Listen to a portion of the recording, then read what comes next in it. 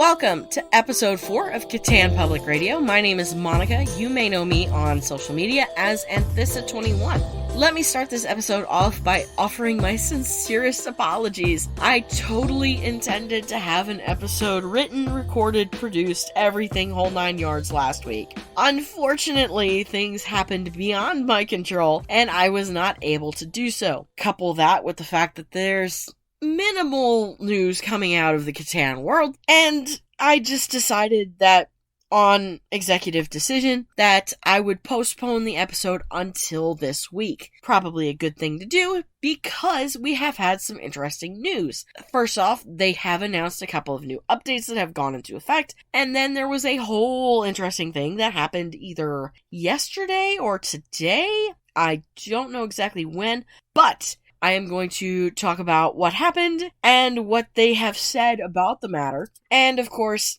they have rolled over on the whole new season of building and everything. So it's some news. It's not much, but it's some, and it's some worthwhile stuff, I believe. All right. First things first, let's talk about those updates. They have rolled out 2 editions of updates since I have been out of commission. And right now, you may notice there's something weird going on with my nose and everything. I am suffering from a minor bit of a sinus cold. The whole family just went down for the count a few days ago. So, I am on the upswing though, and it's getting better. Just a little bit of sinus blockage and my throat kind of feels like sandpaper, but I'm getting there. By the next episode, I should be 100% completely over this. So, bear with me. I will do my best to make sure any and all coughs are edited out. If I miss one, then blame the editor, which is also me. And yes, I did run that exact same joke in my sister show. So, I'm horrible. I can and will recycle a joke. Bear with me. All right. The 2 new updates that rolled out, 1.8.4 and 1.10.1, and 1.8.4, not really worth mentioning, but 1.10.1, they changed some of the visual effects to boost cards, and have added more quest slots, so everybody now gets 3 quest slots instead of 2. They also added some stuff to make improvements to server connectivity. I wish they would do that for Go Battle League. That would be nice. But the people who work on Catan World Explorers do not work on Pokemon Go. That is an entirely different set of people. Alright, so I will keep that complaint for another time. But basically what it comes down to is just some basic improvements. And what I found out while looking at these basic improvements is this little blip that we're going to talk about. This was an interesting little blip that occurred, so much interesting that they decided to have the community manager post about it on the community forum. Now, I am not an official member of the community forum, I'm just reporting on what goes down, because if you're not playing the game, you can and might be booted from the community forum. I want to get in there and ask questions, so like, hey, I'm running this podcast, can I get some information? But I'm afraid that it may cause me some problems later on, and I don't want to run that risk. So, for now, I am just kind of a voyeur in the World Explorers community forum. So this is really, really interesting. Basically, the blip that occurred is that the game went live globally for 2 hours. People were reporting points of interest popping up in Europe, South America, US, Canada, India. Somebody said it went live in Australia. I believe that was Pokefodder. And that was really, really interesting to me. So I was like, I think I'll dig this up and look at it. What happened was the message that they posted was a greetings from the community manager named Dominic, and this was really, really cool and awesome, so thank you, Dominic, for letting everybody know what went down. And thank you, Catan World Explorers, for being open and transparent about the situation. Basically, what happened was due to a server issue that they were resolving, it caused the game to go live. They fixed the server and everything went live. They did not intend for that to happen. It was just a kind of side effect byproduct. And they said that it could be possible that this kind of thing happens again. Now, you couldn't really take advantage of it because 1, it didn't show up in the App Store. And 2, unless you downloaded the APK, you wouldn't have ever noticed. And because you wouldn't have the game downloaded. So there were people who apparently have the APK downloaded and decided to take advantage. Somebody in the comments said that they were mid progress on a couple of quests and they got to level 3 and then everything just kind of shut down. That's because they went back and reverted the fact that all the POIs went live. They said they're not ready yet to launch the game globally. They are still in beta. So some things are going to get a little iffy as they continue to work on everything, and it could possibly cause this to happen again. They went on to say that the game is not ready for global launch yet, and they are not comfortable releasing that timetable at this point in time. So, we do know that it could happen possibly soon. I believe somebody said Wizards Unite was in beta for 7 weeks before it finally went live. They want to make sure the team that is working on Settlers of Catan, they want to make sure that anything that needs to be in place before the game goes full global is already in place so that we're not having the issues that we had when Pokemon Go went live in 2016. If you've played Pokemon Go, you know, or if you were playing in 2016, you know what happened. The servers couldn't handle the number of people logging in, and therefore it caused huge crashes and delays. Everybody just looking at this one loading screen that says, servers are full, please wait. So they're trying to make sure that doesn't happen with this game. Now you may be thinking, wait, Catan can't possibly be that big of a game. What you don't understand is that Catan has a global recognition. It may not be as widely known in the US, but it is that well known around the world, and the board game does in fact have a world championships every year.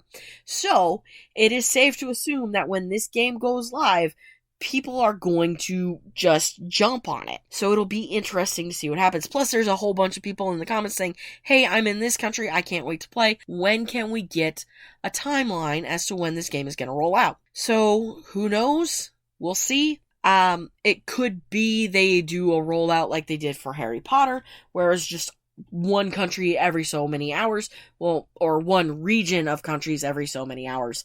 Or they may just be working at this point in time to have all the servers set up and situated to where they can launch globally without having a crash. So it'll be interesting to see what happens in the end with all of this, because if they're poking at the servers and it's accidentally turning stuff on, that's kind of something they need to look at, because what if, while we're all playing globally, they poke at the servers to try and fix something and it shuts everything off?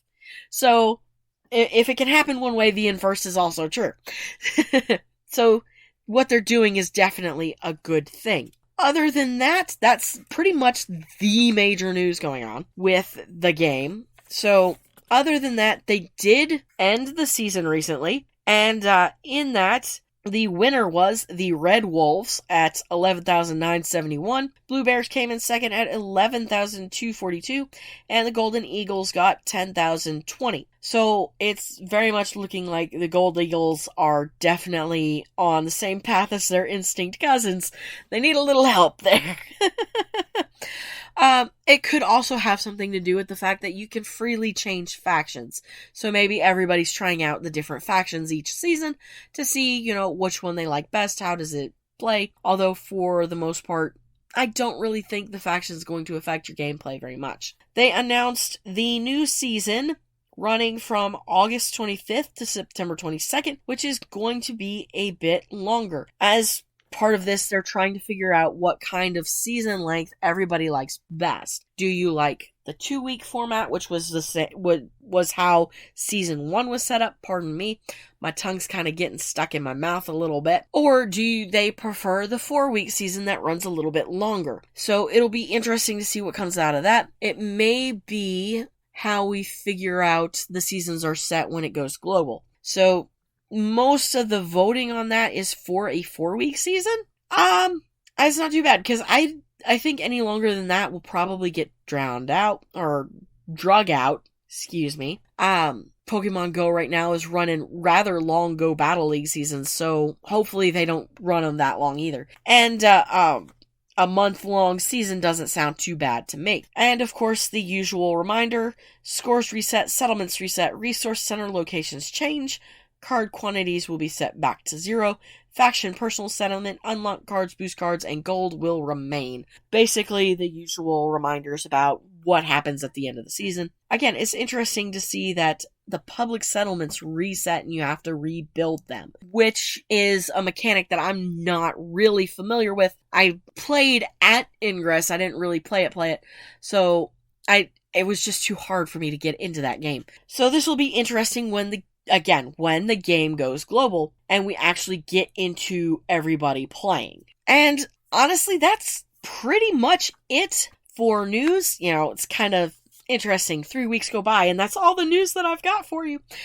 Thank you for joining me. Now I'm going to do my little shameless self-promotion plug. You can check this podcast out on Apple, Google, Spotify, obviously wherever you're listening to it now. And, also, I try to have every episode up on YouTube. This one will go as soon as I get it all set up and ready to go. And, if you do listen to it on Apple Podcasts or Google Podcasts, be sure to give me a review. I would totally appreciate it. You can also check out my Twitter feed at anthissa.21, and in there you'll find my link to my link tree, which is where I keep all of my lovely little link outs too. If you're interested in Pokemon AR picks, my Instagram link is there. You can also check out my sister show, Battle Academy Podcast, if you're interested in Pokemon Go Battle League. As well as I have a Teespring shop and a Redbubble shop. The Redbubble shop is kind of more artsy stuff that I've been trying to craft with. And then, of course, Teespring Shop is everything promotional for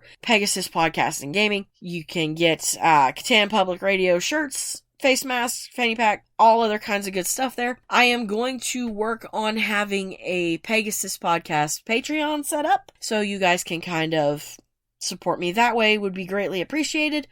Just listening to this podcast and downloading it in whatever way you listen to it, I appreciate that a whole lot. I looked at my YouTube analytics and apparently 85 people watched episode 3 of Catan Public Radio. So thank you so much, you guys. That means a lot to me. I truly, truly appreciate it. Alright, shameless promotion over. Done with that. I don't like doing it because it makes me sound really, really pushy. But, you gotta do what you gotta do, right? Alright, that's gonna do it for this episode of Catan Public Radio. I will hopefully get back on track with everything and have another episode for you in 2 weeks. Have a great couple of weeks. I'll see you guys then.